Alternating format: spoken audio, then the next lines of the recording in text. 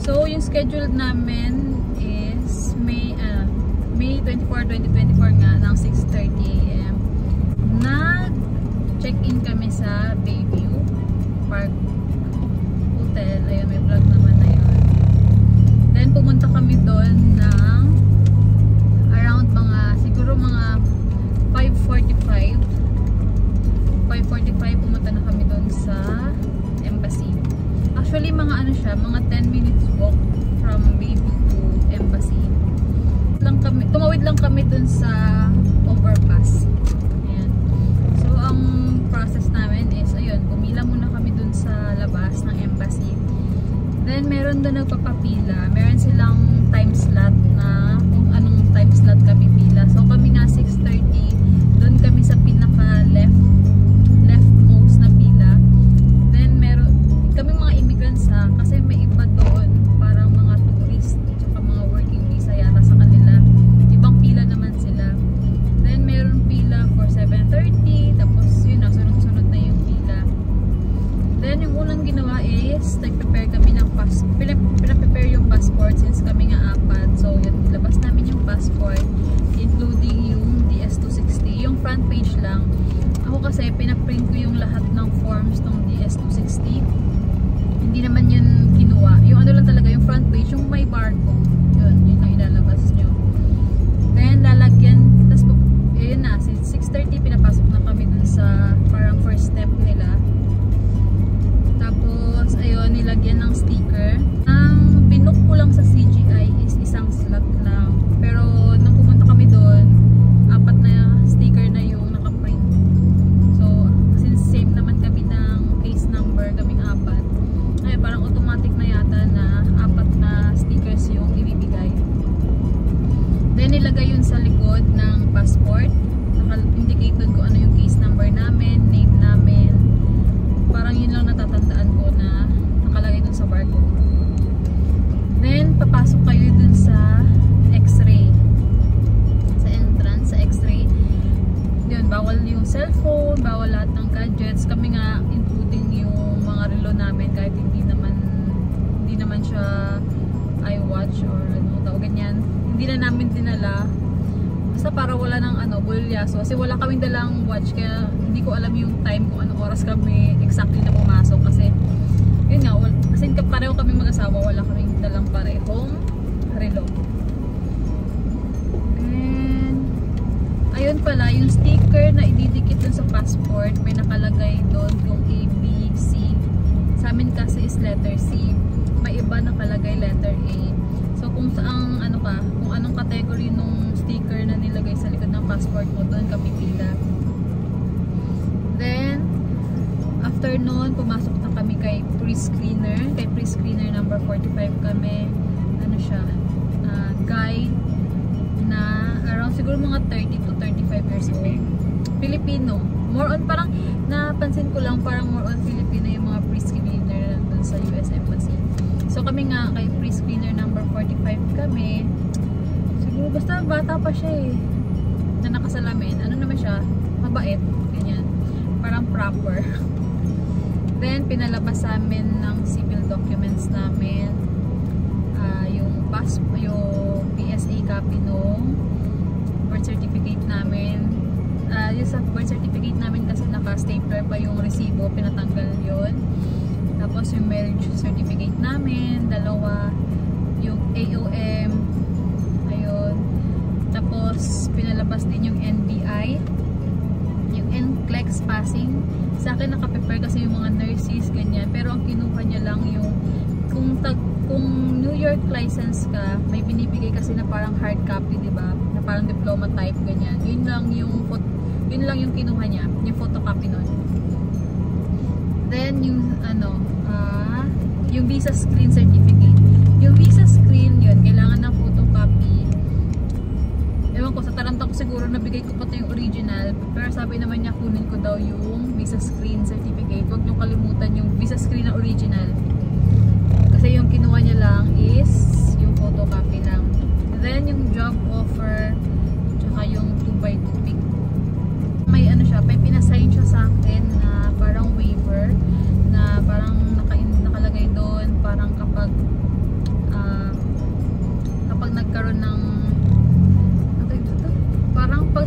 magkaroon ng changes dun sa job offer, dapat i-inform daw yung US Embassy kung available pa ba yung job na yun, ganyan. Eh sa akin kasi yung job offer ko, ano naman yun eh, parang ang job offer ko dated May 9.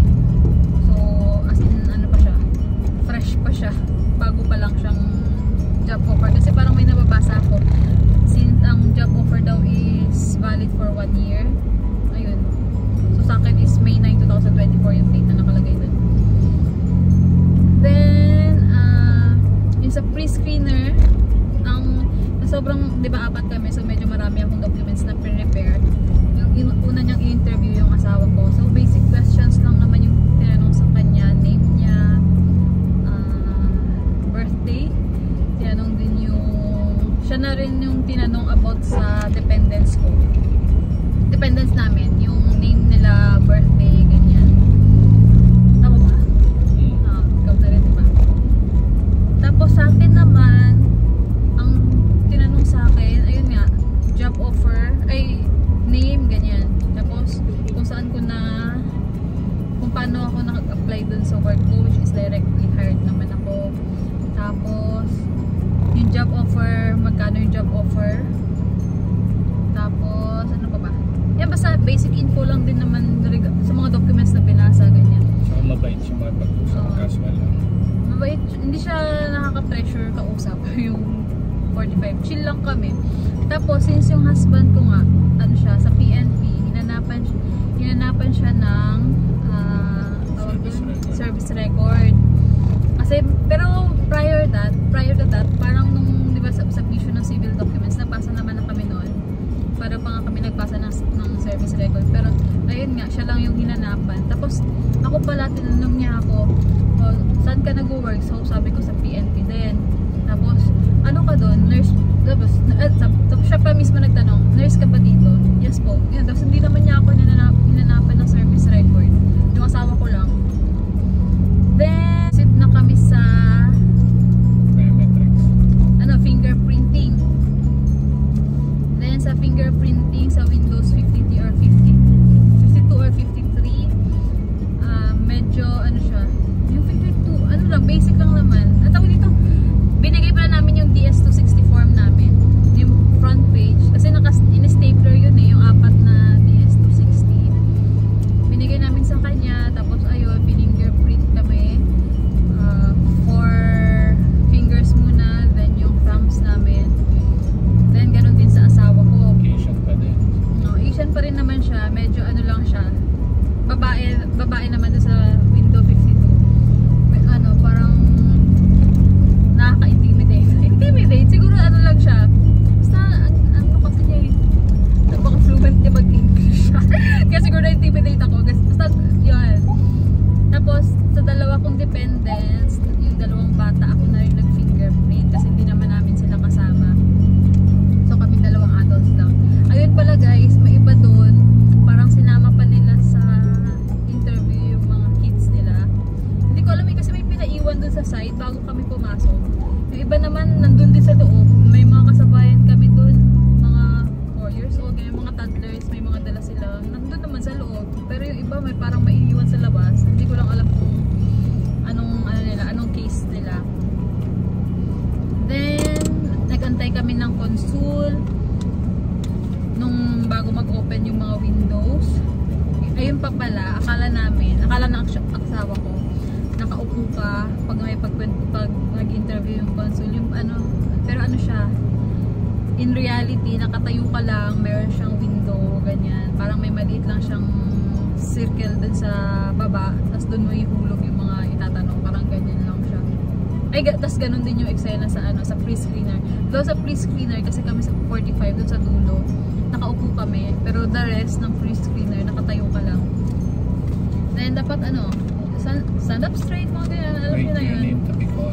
Tapos, ayun, nag-wait kami sa consul, siguro mga 5 minutes. Sorry, wala kasi kami nirelo, kaya hindi ko masabi yung exact time. So, mabilis lang naman, tapos, ayun, nag-start na magtawag-tawag, ganyan. So, sa consul, more or less, mga 5 minutes lang kami na nandun. Kasi mabilis lang siya. So, ayun, pinag-oath kami na lahat na sabihin namin. Habang nag-oath, tumiting na ayun daw, nakatingin talaga. Though, syempre, nakatingin ka naman talaga. Dapat tinitingnan mo rin yung nag-oath sa'yo, diba? So, ayun, nag-oath kami na lahat na sabihin namin is true. Tapos, ano ba? Nag-biometrics. Ayun, sa biometrics ulit. Umulit kami ng biometrics. Ako ba muna? Ako muna, nag-biometrics. Then, yung asawa ko. Then, ako ulit para dun sa dalawang kids. Then, kinonfirm lang kung kami na ba yun. So, yung basic info, name namin, at birthday. Parang yung dalawang yun lang. Then, about sa employer, nagtanong siya kung sino yung employer ko. May sinabi siya na okay nga yung employer na yun, ganyan. Tapos, regarding job offer, so sinabi ko na naman kung magkano yung salary, ganyan. Then, yung school, tinanong niya pala ako kung saan ako graduate na school. So, sinabi ko yung school ko saan ako graduate ng college. Kasi meron akong ano, yun pala, same lang din ng tanong doon sa pre-screener. Kasi parang sa DS260 ko kasi nilagay ko doon yung ano ko, yung masters, pero hindi ko kasi natapos yung masters ko. Doon nagtanong yung pre-screener sa akin kung saan ako graduate ng college, ng nursing. So, sinabi ko yung ano, yung college, kung saan ako graduate ng college. Tapos parang tanong lang siya, oh, so hindi ka pala dito graduate sa first na diba? Sa DS260, naka-indicate doon. Parang pinaka-highest, so masters, tapos college, ayan, tapos high school. So, akala niya doon ako graduate sa masters ko. Sabi ko, ay, hindi ko pala tapos yan, ganyan. Tapos, ayun, parang inulit lang din ng ano, ng consul.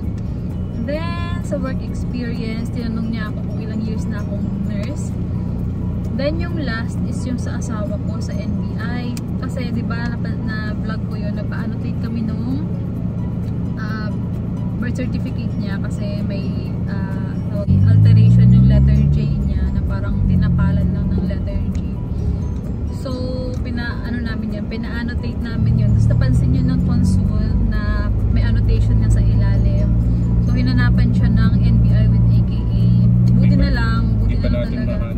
No, sobrang siguro nakakaba kasi siya. Pero at the same time, dapat yung presence of mind mo nandun. So, buti talaga, na-prepared naman kami sa NBI with AKA. Kahit ako nga, kumuha ako kahit sabi ng mga taga-NBI daw. Hindi ko naman need kasi gamit ko naman na yung surname ng asawa ko. Pero just to be sure at ayaw naming matutuwan G or what. Ayun, may na-provide kami na NBI with AKA ng asawa ko. Tapos, ano pa sabi sa'yo? It's a good thing that you have it. Makes it easier. Ayun, English kasi siya. Siyempre hindi ko. Ayun, basta yun. Tapos, tapos sabi niya, ayun, congratulations. Just expect down yung visa delivery for 1 to 2 weeks, ganyan. Then your visa is now approved. Tapos ayun lang. Do you have any questions? Do you have any questions? Sabi ko, can we go now? Tapos ayun, okay na daw. Tapos, ayun pa pala, parang tip lang. Kasi may iba doon, naririnig ko. Wala silang mga visa screen. Actually, asawa ko yung nakarinig. Walang visa screen. Kulang-kulang yung documents nila. Just to, lang guys, bago kayo pumunta doon, make sure nyo na dala nyo lahat ng mga documents nyo. Kasi, especially ngayon, ang hirap mag-book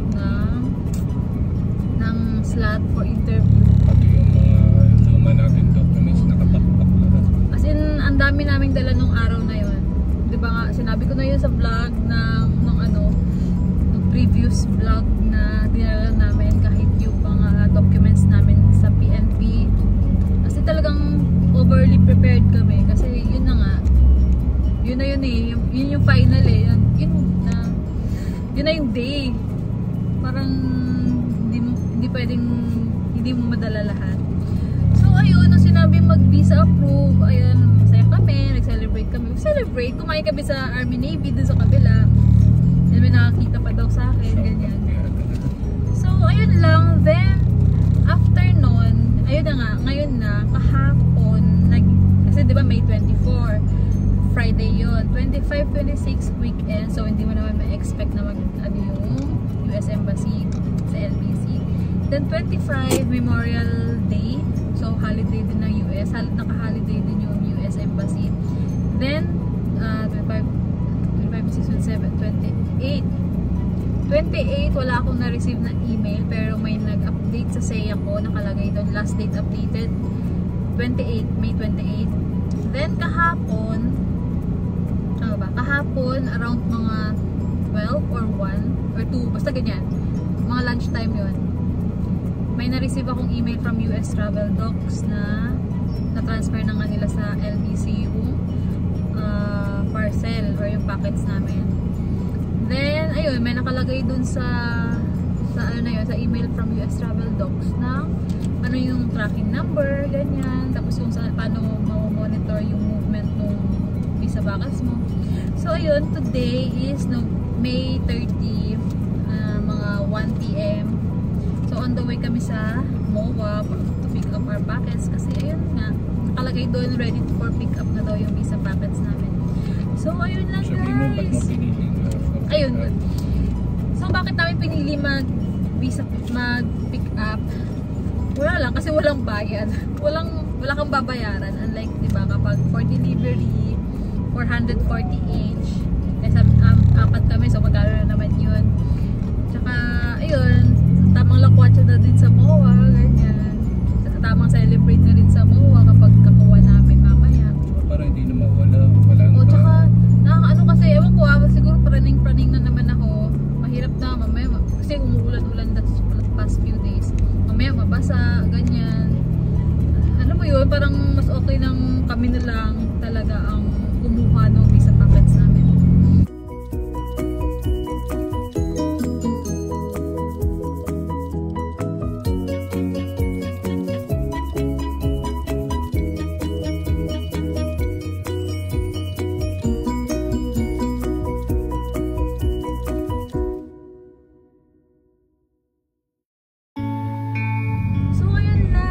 Watching this vlog, and next vlog mamaya pakita namin yung visa packets, visa namin. I'm so excited. So yun lang, thank you for watching, bye.